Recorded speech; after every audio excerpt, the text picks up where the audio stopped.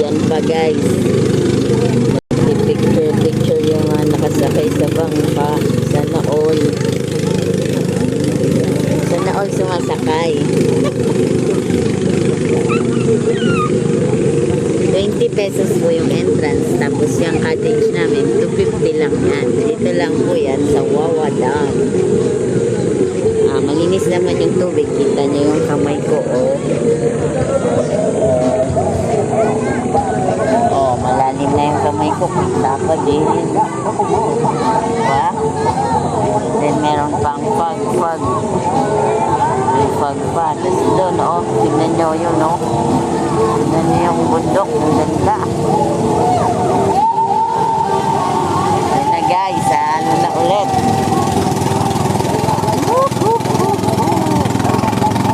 Mga artista ito yung mga nakasakay dyan.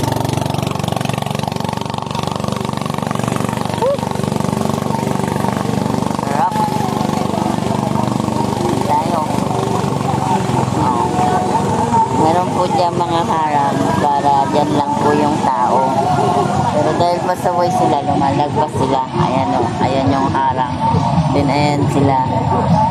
Oh, dapat hanggang doon lang po sa kahoy.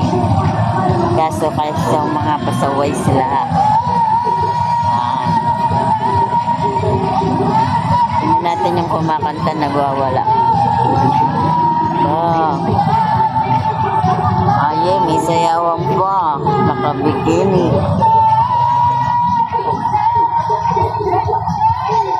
Tingnan natin silang tingnan yung mga baklang sumasayaw. Tingnan natin yung mga bundok. Ang ganda.